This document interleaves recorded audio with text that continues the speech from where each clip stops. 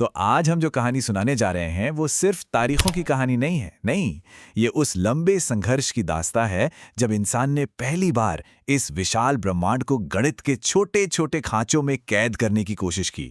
और ये जो सफर है ना, ये अफ्रीका की गुफाओं से शुरू होता है, ब्रिटेन के विशाल पत्थरों तक जाता है और फिर पहुंचता है भारत के उन ऋषियों की गणनाओं तक जो आज के सुपर कंप्यूटर्स को भी सोचने पर मजबूर कर देती हैं। एक पल के लिए सोचकर देखिए, अगर कोई घड़ी न हो, फोन में कोई कैलेंडर न हो, तो फिर वक्त का पता कैसे चलेगा? आज ये सवाल थोड़ा अजीब लग सकता है, लेकिन हजारों साल पहले हमारे पूर्वजों के लिए ये कोई मजाक नहीं था, ये एक हकीकत थी। समय उनके लिए एक ऐसा अदृश्य दुश्मन था जिसे वो न तो पकड़ सकते थे और न ही रोक सकते थे। असल में बात यह है कि उस जमाने में समय को कैलकुलेट करना कोई शौक नहीं था, बल्कि जिंदा रहने की एक बुनियादी शर्त थी। भाई, खेती कैसे होगी अगर यही नहीं पता कि बीज कब बोना है? अगर मॉनसून से पहले बो दिया तो सारी फसल बर्बाद, अगर थोड़ी देर कर दी तो फसल सूख जाएगी। ये सच में जिंदगी और मौत की एक पहेली थी जिसे हल करना ही था। तो सवाल ये उठता है कि समय को काबू में करने की ये जो कोशिश थी, इसके पहले निशान हमें मिलते कहाँ हैं? जवाब पत्थर और हड्डियों पर लिखा हुआ है, जो हमें अफ्रीका से यूरोप तक के एक लंबे सफर पर ले जाते हैं। समय को रिकॉर्ड करने की जो पहली कोशिश हमें मिलती है वो आज से लगभग 20,000 साल पुरानी है, और ये सबूत मिला है आज के डेमोक्रेटिक रिपब्लिक ऑफ कॉन्गो में एक बबून की हड्डी पर। इसे ईशांगो बोन के नाम से जाना जाता है।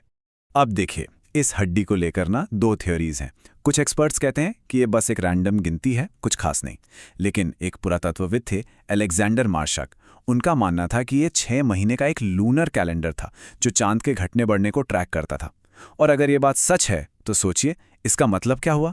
इसका मतलब ये हुआ कि इंसान ने सभ्यता के शुरू होने से भी बहुत बहुत पहले आसमान के साथ एक खामोश बातचीत शुरू कर दी थी। हड्डियों से आगे बढ़कर इंसान पत्थरों तक पहुंचा, और यहीं हमारी मुलाकात होती है स्टोनहेंज से।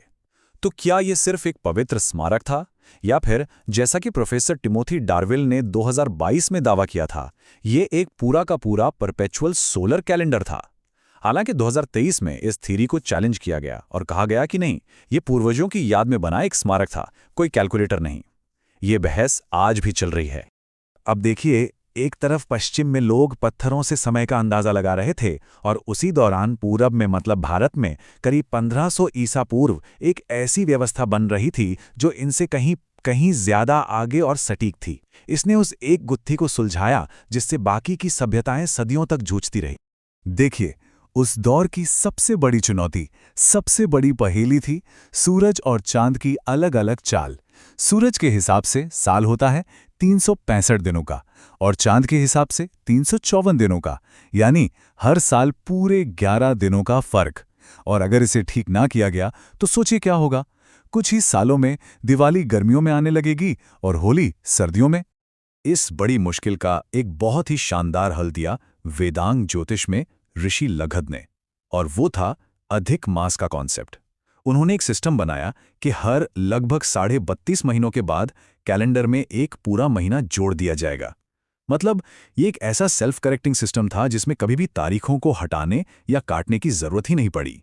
और जानते हैं, इस एस्ट्रोनॉमिकल प्रिसिजन का, इस खगोलीय सटीकता का एक जीता जागता सबूत आज भी मौजूद है। उड़ीसा का कोणार्क सूर्य मंदिर। 13वीं सदी में बनाए मंदिर सिर्फ एक मंदिर नहीं है, ये एक विशाल पत्थर का रथ है जिसके 24 पहिए दुनिया की सबसे सटीक सूर्य घड़ियों में से एक हैं। ये सिर्फ सजावट नहीं, ये आपको मिनट तक का सही समय बता सकते हैं।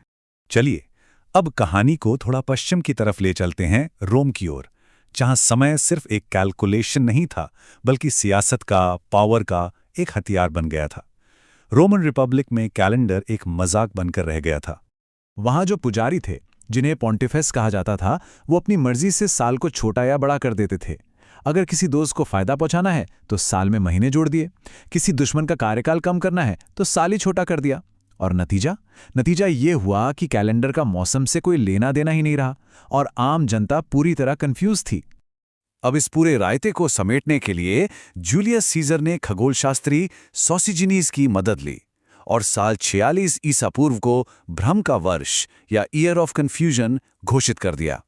और कैलेंडर को पटरी पर लाने के लिए उस एक साल को 445 दिनों का बनाया गया। जी हां, 445 दिन।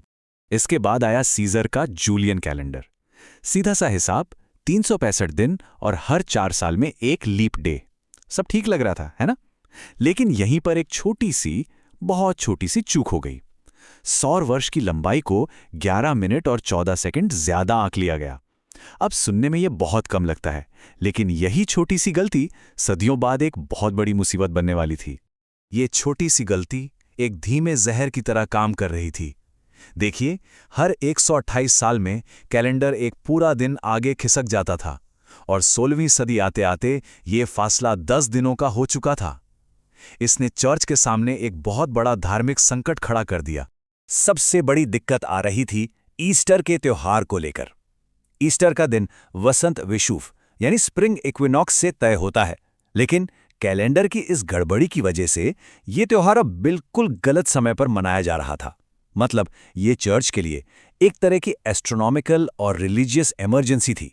तो साल 1582 में पोप ग्रेगरी 13 ने एक बड़ा ऐतिहासिक फैसला लिया।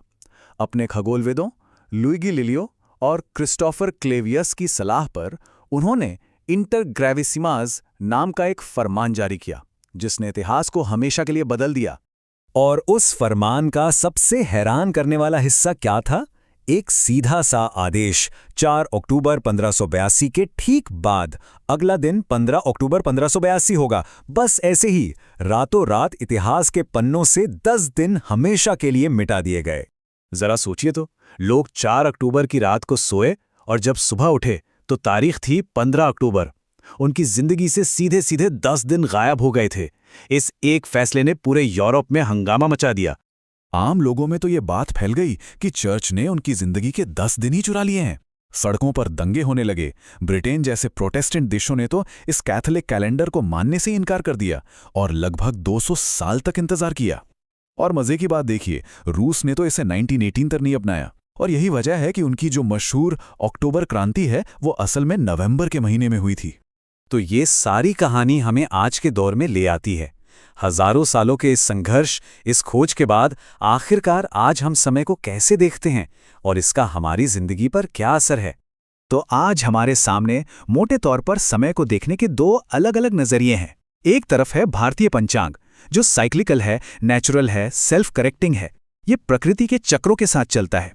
और दूसरी तरफ है ग्रेगोरियन कैलेंडर, जो लीनियर है, स्टैंडर्डाइज्ड है, ग्लोबल है।